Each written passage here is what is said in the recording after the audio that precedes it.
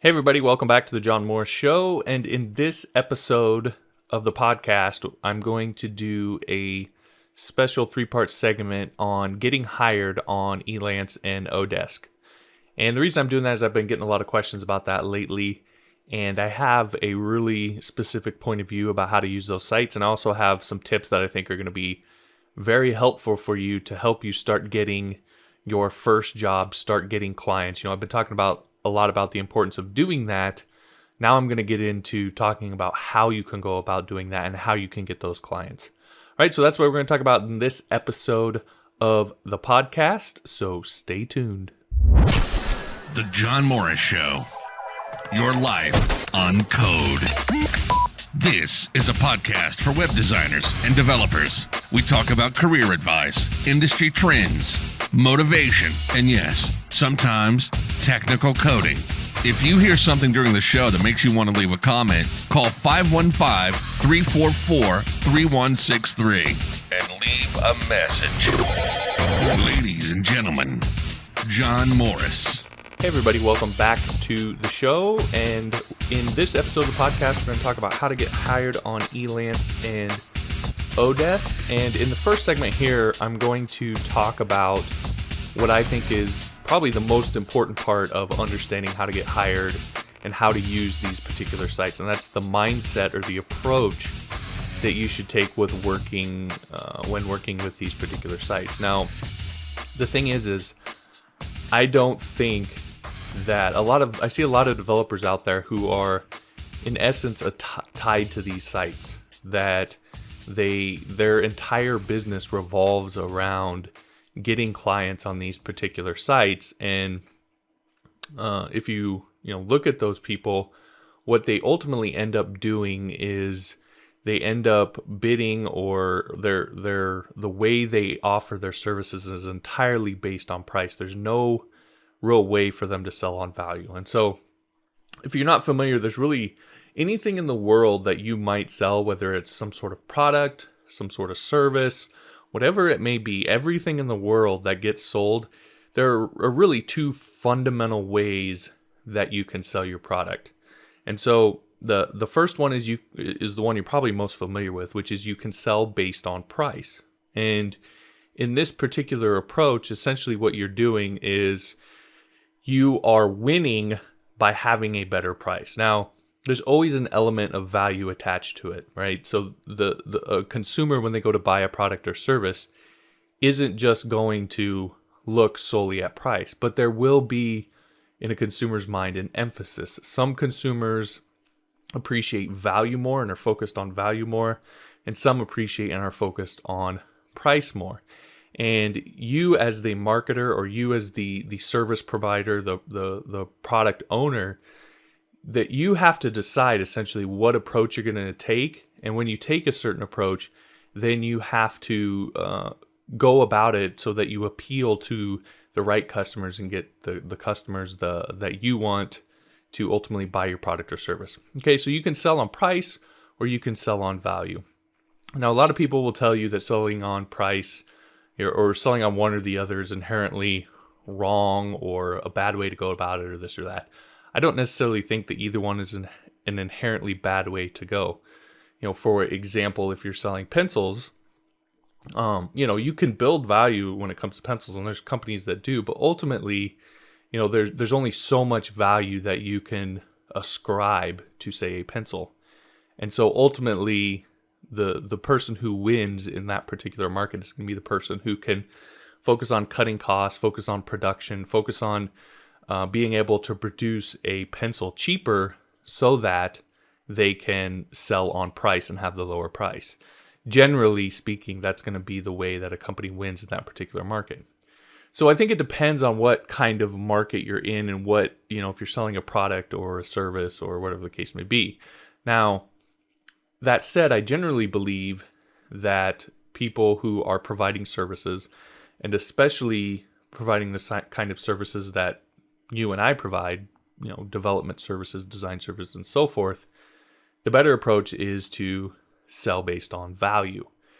And the reason that you want to sell on value is because ultimately You want to get paid what you just think you deserve, A, and B, you want to deliver something to your clients that is just that's ultimately going to serve the purpose that they're after. And it's really difficult to do that with what we do based on price. However, a lot of people aren't necessarily super savvy when it comes to business and marketing. And so it's easy for you, if you're not familiar with all this stuff, to get caught up in selling on price. And that's what you have to understand, that's what these freelance sites are designed to do.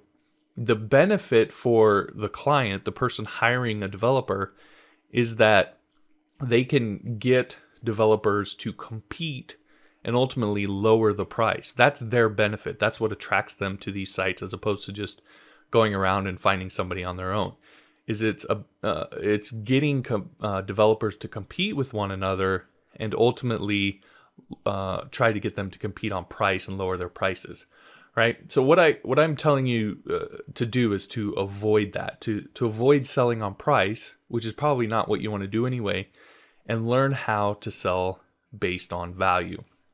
Right. So the way that you do that, the way that you approach these sites is, first off, understand that you don't want to tie your business to these sites. You don't want to do what I see a lot of developers doing and have their entire business be based on constantly getting clients from these freelance sites. Because if you do, you're going to be miserable, because you're always going to be selling based on price. And when that's the case, you're always going to be getting paid less than what you actually wanted. And it's going to be harder to find the motivation to deliver on those projects because you're not getting paid what you think you deserve. And ultimately, you're going to be more unhappy and your clients are going to be unhappy. All right. So the first piece of advice, or the first mindset shift, hopefully, that you can make from this is, don't think of the freelance sites like Elance and oDesk as your long-term business plan. As this is what I'm going to do, is just get clients from these sites long-term. Okay. Use these sites to help yourself get going, to establish relationships, to get to essentially prospect more for long-term clients and so forth. You can definitely use these sites in some very creative ways, but I don't suggest going all in on these sites because I think it's going to make you miserable. Instead, what you want to do is you want to think of them as prospecting sites. You want to think long-term when it comes to using these sites. So what you want to do is you want to use them as a way for you to weed through all of the potential clients that are out there and find your ideal clients, and then get them attracted to you and get them so they want to work only with you. Okay, so again, you're not trying to get constantly hired for different projects on these sites. You're essentially trying to weed through all of the different clients on these sites and find the ones that want exactly what it is that you offer and are highly targeted for what it is that you do, and ultimately make them long-term clients of yours. So think of it as that way. You're essentially trying to use these sites as prospecting sites. Eventually, what you want with all of the other stuff that you can do is you want to move off of these sites completely. You want to get to a point where you don't really rely on these sites, where you're doing so many other things. You have, enough clients, you're creating content, and you have your own website and this, that, the other, where clients are coming to you, you have more work than you know what to do with, and you're not relying on these sites in order to make your business run. Okay, so but when you're first getting started and you don't really have any of that established, and you need to get some clients right away, you need to figure out what it is that you are best at. You need to get some cash flow coming in for your business. These sites are great for that, because you can literally set up a profile today and get a client and be on your way. Okay, so again, they're great for getting started, drumming up business right away, and then using kind of long-term to prospect for longer-term clients. The reality is, and again, as an individual, for most people's income goals, you don't have to have a ton of clients. I mean, we're talking maybe at most, depending if you have really aggressive income goals, you might need up to like say 10 clients. That would be a lot of clients to have, and I'm talking about clients who you work with on a regular basis, ongoing clients and so forth. That would be a lot of clients. But even 10 in the grand scheme of things, when you talk about, the hundreds of thousands or probably even millions of clients that have been through Elance, finding 10 is that's probably pretty easy to do. So, you don't have to focus. A lot of people focus on, how can I just get so many jobs and get all of these different clients and so forth. And that really shouldn't be your focus. Your focus should be on finding your ideal clients, people you work well with, people who want exactly what it is that you offer, and they're going to want it on an ongoing basis so you can deliver it to them over and over again, and that be how your business runs. That's what's going to not only make you more money, but it's also going to make you happier, because you're going to be working on projects that matter to you, working with people that you like. And that's absolutely important. And then, of course, you're going to be getting paid what you think you deserve, because these people are going to be willing to essentially pay you whatever you want, to do what they want you to do. All right, so that's the first part of this, is having the right mindset going in. Don't tie your business to these sites. Think of it as a long-term prospecting, and that ultimately you eventually want to be able to move off of these sites and have your core set of clients that you just work with long-term for the rest of your career. All right, so that is the end of segment 1. We'll dive into segment 2, and in segment 2, we're going to talk all about setting up your profile. There's a lot of mistakes that people make when they go into setting up their profile on these sites that causes them to miss clients, and to have clients undervalue them. All right, so we're going to talk in the second segment, we're going to talk about how to set up your profile, and we'll get into that after the break. Hey guys, John here. A few years ago, I was really struggling to get clients for my web design business. And that was even though I had a pretty killer portfolio, I thought, and I had always made the clients that I worked with super happy on the projects I worked with them on.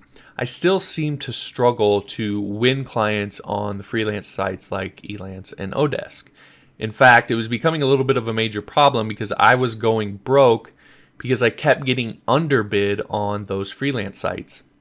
And I remember I used to lay awake at night racking my brain because I knew that there had to be some way to get the kind of clients I wanted and make the kind of income that I was after. So then in a kind of fit of desperation, I started using some marketing techniques that I had learned from my days selling shoes in the mall. And man, suddenly things really started to change. I started winning more and more jobs on Elance and oDesk, and my big business began to really take off. And finally, I felt like I had control and that I could get hired for any project that I really wanted. So eventually I applied those techniques to my entire business, and now I don't even go on those freelance sites anymore because I have more clients coming to me than I can even handle. In fact, I turn down these days more work than I accept, and if I need to, I can quickly drum up any new business whenever I want. And that's all while working a heck of a lot less than I did before and making a lot more money than I did before. So now what I'd like to do is I'd like to share that information with you. I'd like to share with you what I learned that helped me to transform my coding career.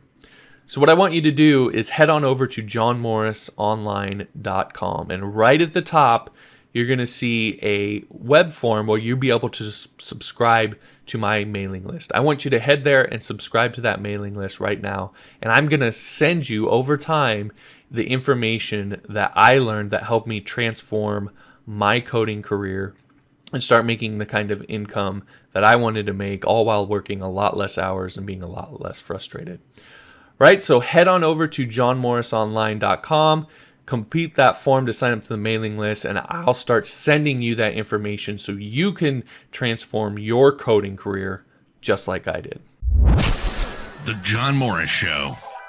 Your life on code.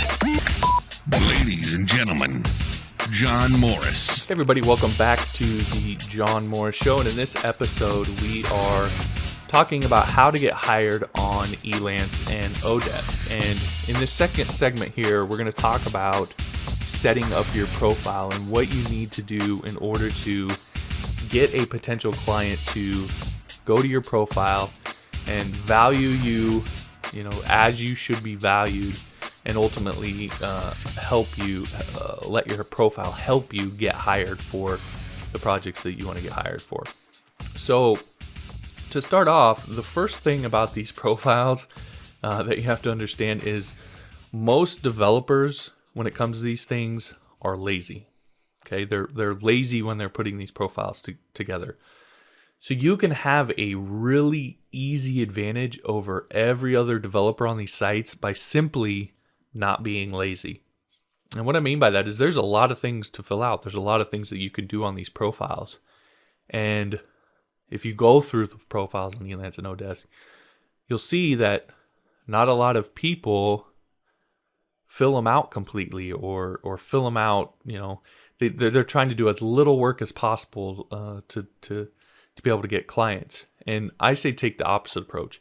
Your mindset with the profile should be to fill it out as absolutely completely as you can, and think of it as a salesperson for you.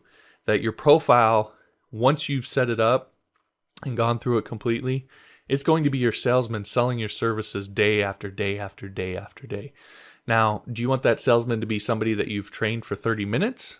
Or do you want that salesman to be someone, that you've trained for 3 months and knows everything about you and is able to sell your services to clients day after day after day and get clients to value you and want to hire you? That's the way to think about your profile. So again, don't be lazy. Fill these things out. There's a lot of stuff on there. And the thing is, you can, like I said, create an easy advantage for yourself. You can put yourself in the top 5% of the people on Elance and oDesk and get clients right away just by not being lazy, just by filling out the profile fully and doing everything that you can on your profile. Because the reality is most developers on there just don't do that. I mean, I don't know how many profiles I see on there, developers who don't even have a picture. I mean, how do you expect to get hired if you don't even have a picture of yourself on there? And their description is like 2 sentences. How in the world do you expect someone to want to hire you if what you're showing them is, I don't want to upload a picture and I've got 2 sentences for my description? That doesn't exactly exude reliability or trust, right? And so that's what you want to do. And again, you can easily set yourself apart just by doing that one thing. In fact, my little brother, who had never had a client before, had really never built anything online, was just kind of a really beginning developer online, was able to start getting clients on Elance just by doing that. He went on to his profile and he noticed the same thing I did, and he just said, you know what, I'm just going to fill it all the way out.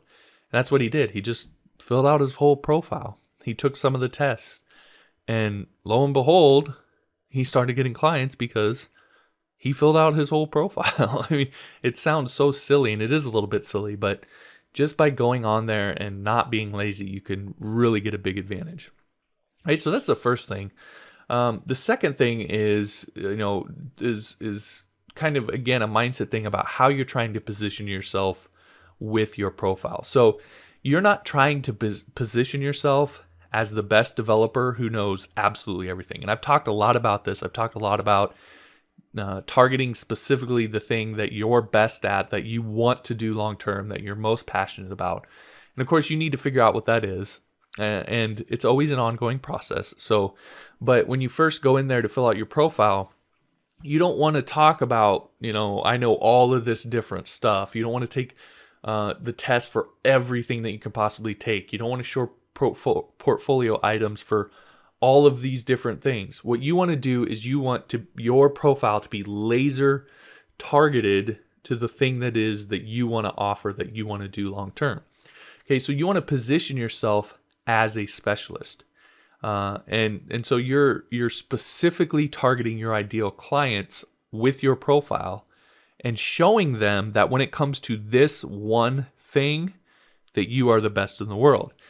And again, like I said, I've talked about this before, but targeting in that way, being that specific and targeting something like that, that can trump almost everything else, because what happens when a potential client sees that and they're after that one specific thing, they've looked at other profiles. They looked at all these other developers, and they've seen people who generally might have some experience in what they want, but most often those developers are marketing so generally that there's nobody out there who says, I just do this and I'm the best in the world at it.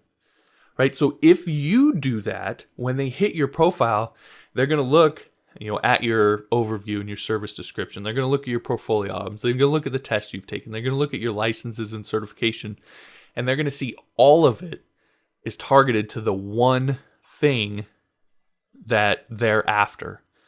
And it becomes a no-brainer decision. Again, the example I use for me is building membership sites using Wishlist Member. That's what I specifically target.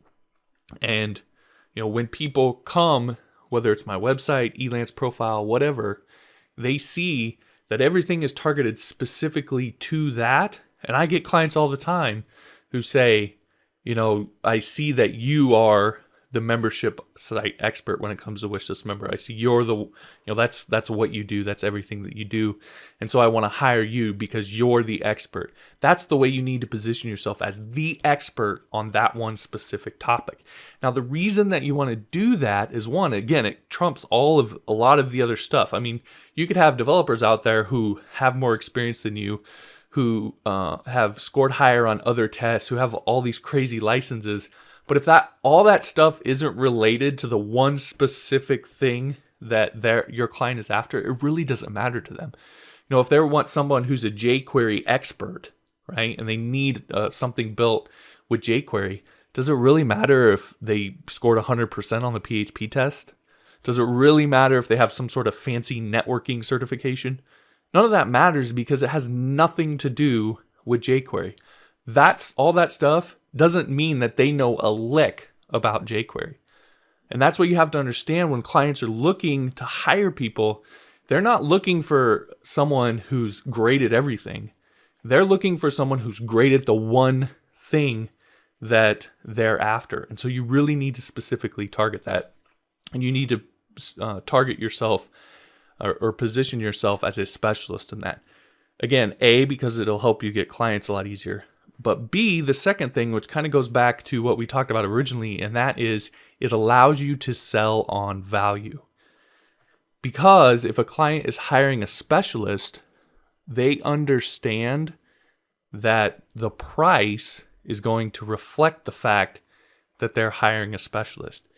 And so they know that they're going to pay more. They come in accepting the idea of paying more, and they're willing to give you what you deserve for what they want.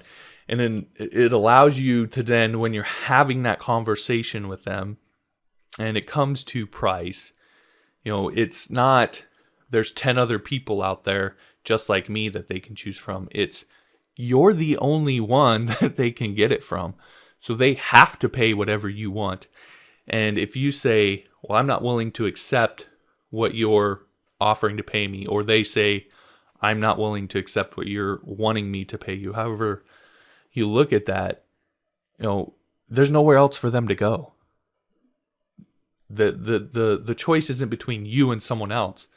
The choice is between hiring you or not having their thing done at all. Now, some people will choose that, but 90% of the time, they're going to hire you and pay you what you tell them that you want to be paid. Right? So now, again, that's a long process, or a long-term process to get to the point where you really have that honed in and you really have it tight and you can really, charge a premium price for what it is that you do. But that's the focus that you need to have going in, and always be shaping your profile and what you're doing on Elance and finding those clients towards that long term. All right. So, again, you want to target yourself or position yourself as a specialist.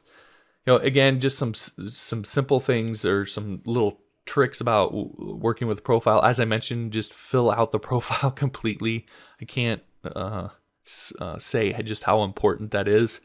When you're filling out the overview and the service description on Elance, and I haven't actually been on oDesk, but I assume it's similar.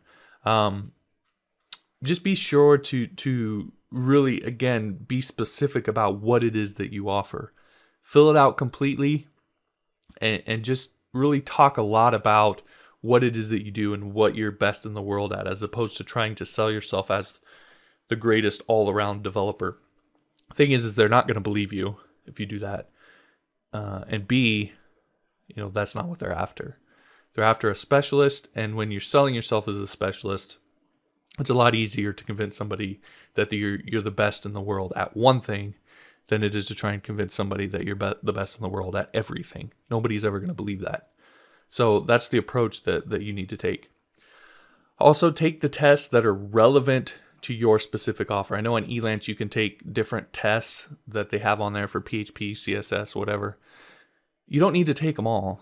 Just take the ones that are relevant to what it is that you do. For example, on my profile, I've taken one test on there, and it's the WordPress test. And I scored in the top 1% on the WordPress test.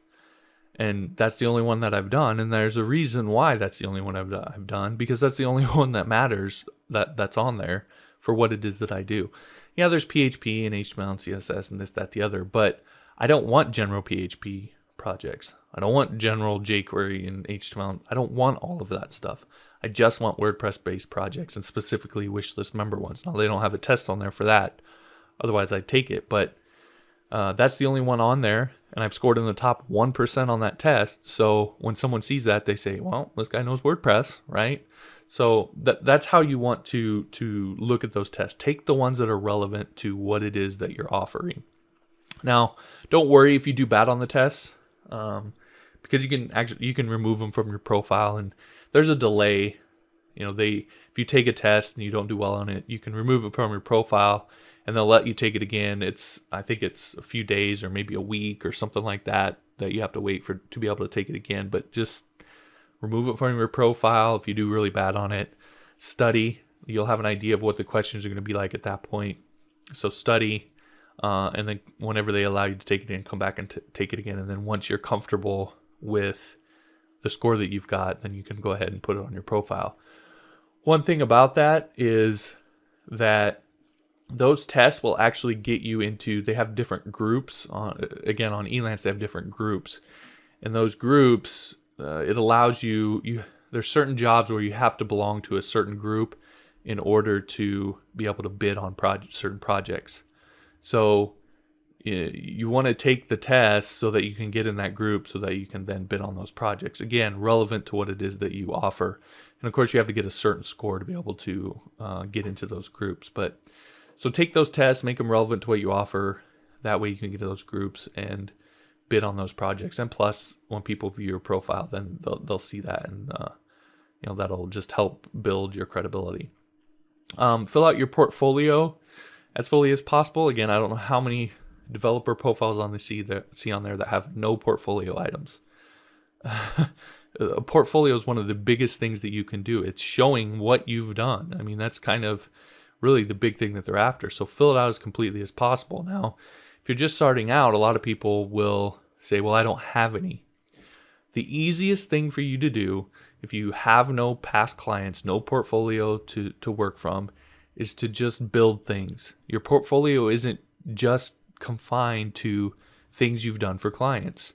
It can be anything that you've built. It's just showing off your work. So if you have to go out and create 4 or 5, whether if you're building websites, dummy websites, or if you're building applications like dummy applications or open source applications, do that and put those in your portfolio. Those count, and it shows your client things that you've done. That's all you're trying to do with a portfolio. So if you need to create dummy projects, go ahead and do that. Create some things, and it still allows them to look and see what you're capable of.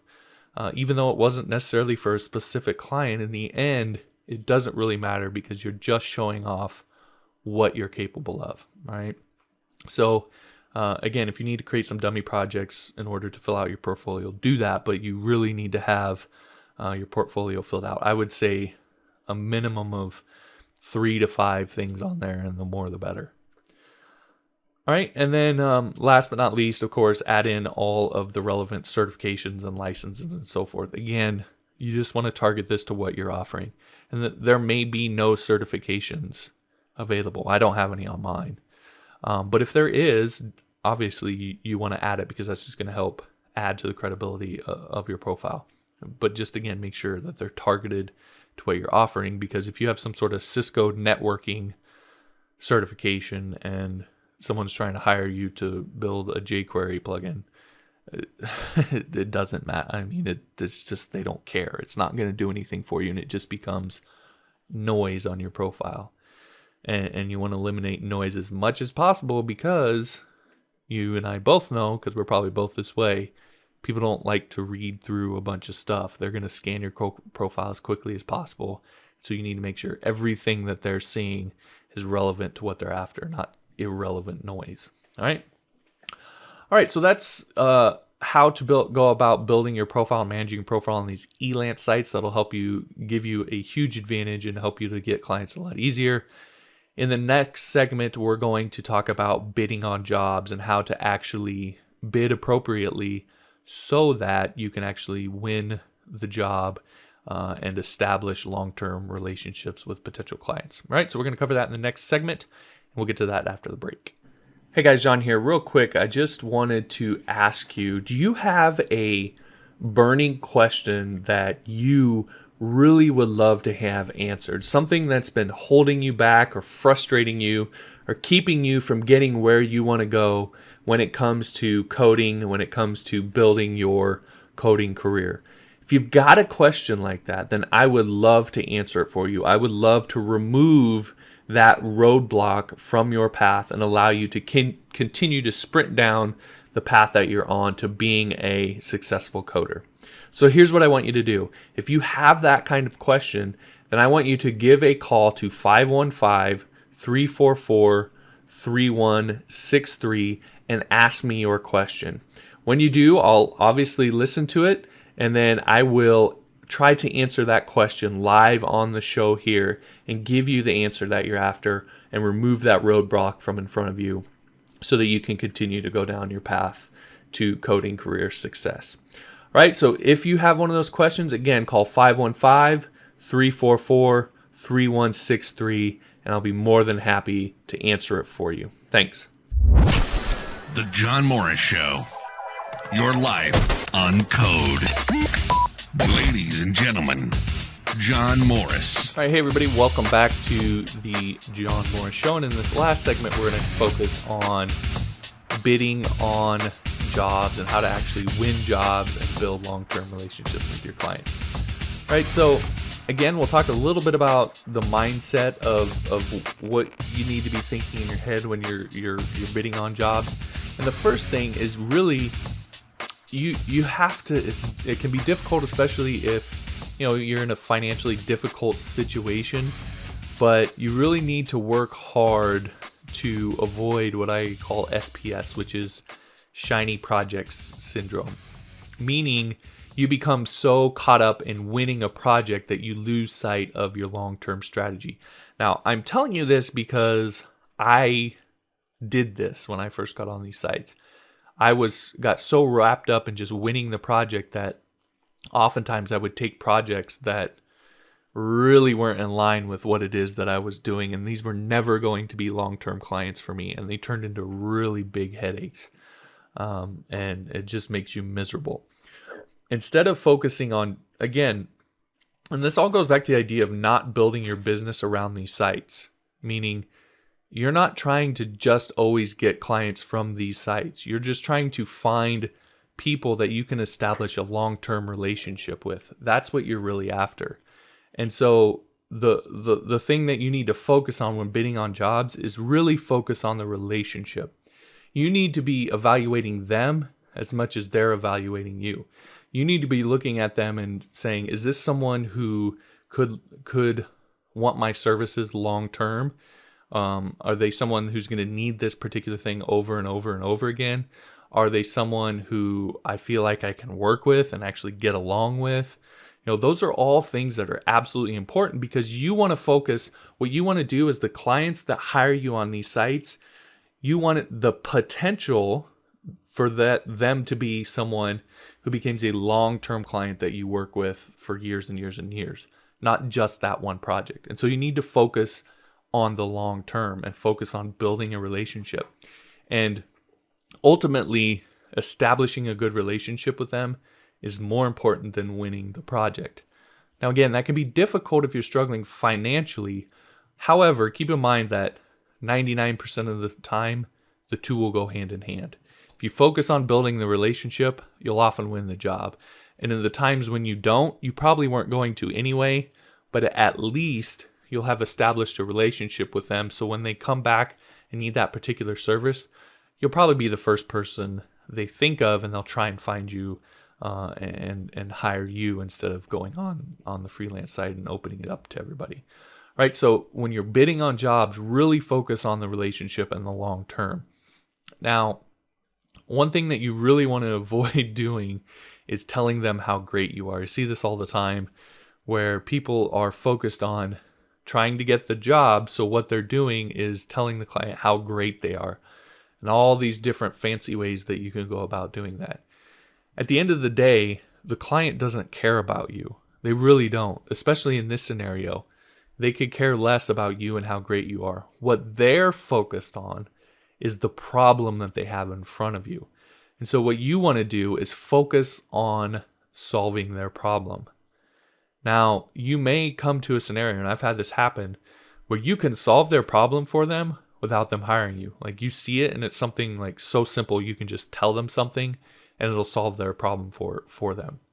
If you can do that, do it. Now, it seems a little weird, like, well, that's going to mean that they're going to cancel the job and then I don't. Yes, but you're going to establish a relationship with them. I mean, think about it. Think about if you went on a site to hire and pay someone to solve a problem for you, and then you had somebody come in there, see it, and go, oh, well, you can just do this, and they solve the problem for you for free.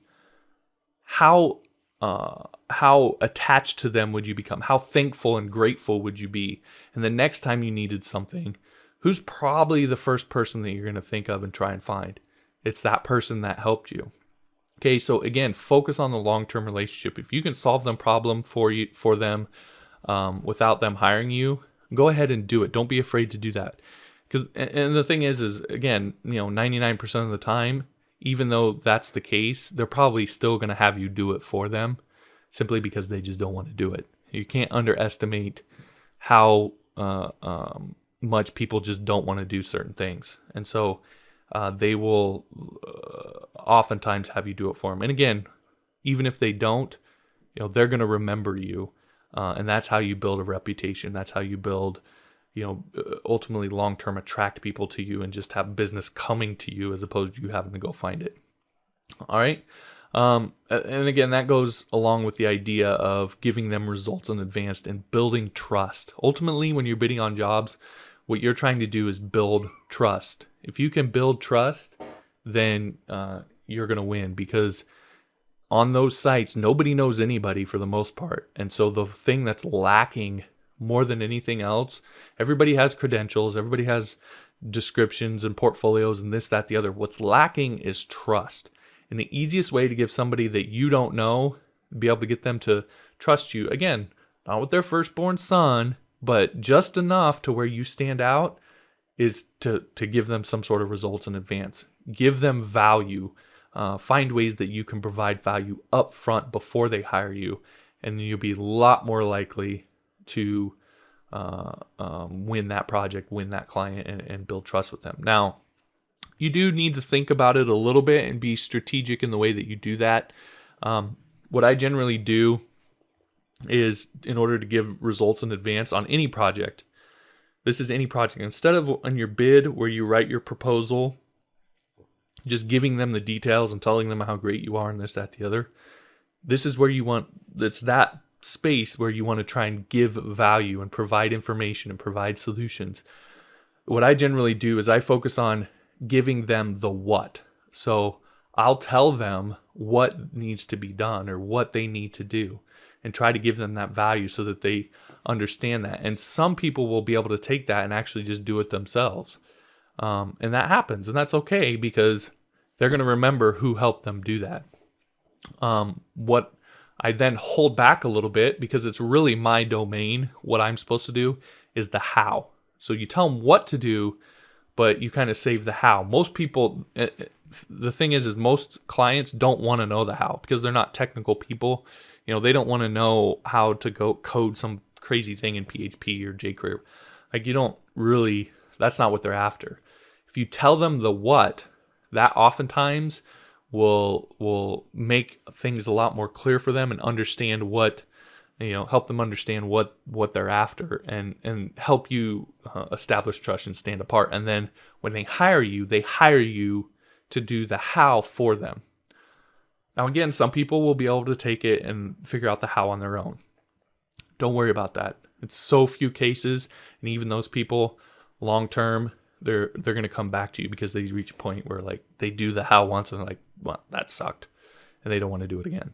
So give them the what, and then you do the how. Now, if they push you for the how, what I generally do, instead of being scarcity minded and withholding that and saying, well, that's what you got to hire me for, I give it to them, but I just give it to them raw technical form, right? So I don't explain everything and make it all nice and understandable for someone who's not technical. I don't do that. I just say, okay, here it is. And a lot of times people will see that and go, okay, never mind. I'll hire you to do what you just told me for you. and that's essentially just to help them to understand what it is that they would be getting into if they wanted to do it on their own. You have to manage your time. You don't have time to sit there and explain everything to them and show them how to do this, that, and the other. But if they want the how in raw technical form and they can figure it out on their own, by all means. And they want to, by all means. But most clients don't. Most clients can't. And so they're there when they see that. If they're pushing you on the how and trying to get you, I'll just give it to them straight technical form, and it creates the juxtaposition in their mind and makes them face the idea of, do I really want to do that thing all on my own? And most of them will say no, and they'll just hire you, right? But you're doing it in a way where you're giving value. You're not being scarcity minded. You're giving them value. You're building trust, and so it helps them to see that you're the person that they want to hire. Okay. So that's how you deal with being able to give value, but not necessarily like giving away the farm and spending a bunch of time just training people how to be technical on Elance and oDesk.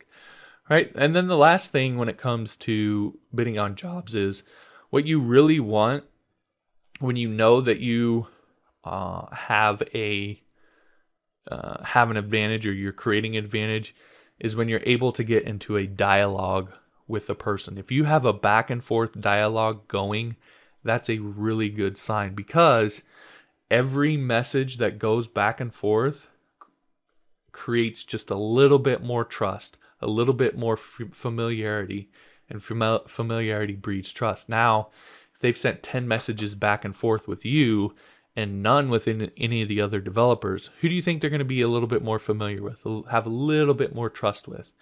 And especially today in our online world where, a lot of the people that we know, we only communicate with online. And so we've kind of all bought into this idea of establishing trust that way. And oftentimes it only takes a couple messages back and forth to feel a sense of familiarity and trust with somebody. And so that's what you want to work to do when you're bidding on project, is not to tell them how great you are and not just be so focused on landing the job, but to just create a dialogue back and forth. Don't be afraid to write a message that has almost nothing to do with your project or their project, a bid, or this, that, the other, where you're just engaging them in dialogue and chatting with them. Don't be afraid to do that. That's going to breed familiarity. It's going to breed trust, and that's going to set you apart and increase the chances that you'll get hired. Now, I've had people I've had a really great dialogue with, and they still chose somebody based on price. And yeah, it doesn't feel good, but the thing that you have to keep in mind is A, they may not have been a client that you really wanted to work with anyway because they were always going to hassle you about price, whereas you're trying to sell on value. And B, even though they hired somebody else, next time around, you're going to probably be the person that they think of, and you'd be a little bit more likely to get hired by that person because you've created some sort of connection with him. Right? So again, you want to work to engage in a dialogue, and you're just a lot more likely to create a relationship and get hired for that project. Right? So that is the end of the third segment about bidding on jobs. Come back after the break, and we're going to wrap up the show and talk about where you can get access to more information. Hey guys, John here. Hey, I wanted to ask you real quick, are you on Twitter? If so, I would love to connect with you. I'm looking to connect more and more with the people that listen to this podcast and follow me online, and to help you get further down your coding career. And Twitter is a really awesome way to go about doing that. So if you're on Twitter, then go ahead and do a search for me. It's John Morris, or you can find me at JP Morris. And go ahead and follow me. And then if you have a burning question that you would like for me to answer, or you have a suggestion for a podcast topic or a tutorial topic, then go ahead and send that over to me so I can take a look and help you with your problem, or help you get further down your coding career with a tutorial. All right, so head on over to twitter.com/jpmorris. You can find me there. Be sure to follow me, and then let me know what questions you have, what suggestions you have, and so forth. And let's connect over on Twitter. All right, appreciate it. The John Morris Show. Your life on code. Ladies and gentlemen, John Morris. All right, hey everybody, welcome back to the John Morris Show. That'll end the podcast, or the episode for today. Appreciate you listening. If you would like to visit the full podcast page, you can head over to johnmorrisonline.com/John Morris Show, and you'll be able to see all the past episodes for all the podcasts, including this one. You'll be able to visit the show notes page to get access to the full podcast page with all the information regarding today's episode, downloads, etc. You'll also be able to, if you're not yet, you can subscribe to the podcast, which I encourage you to do so you don't miss out on any of these pearls of wisdom. And you'll be able to ask any questions or anything like that over there. All right, so head on over to johnmorrisonline.com/John Morris Show. Subscribe if you haven't. Check out the podcast page and let me know if you have any questions. If you'd like to connect elsewhere, you can find me on Facebook at facebook.com/JOHHN. That's facebook.com/John JOHHN. That is my personal profile, so just go ahead and add me as a friend and I'll add you back. You can find me on Twitter at JP Morris, Google+, plus.google.com/+John Morris Online, and of course over at johnmorrisonline.com. If you have any questions, then go ahead and let me know what they are, and I'll try to answer them on the podcast.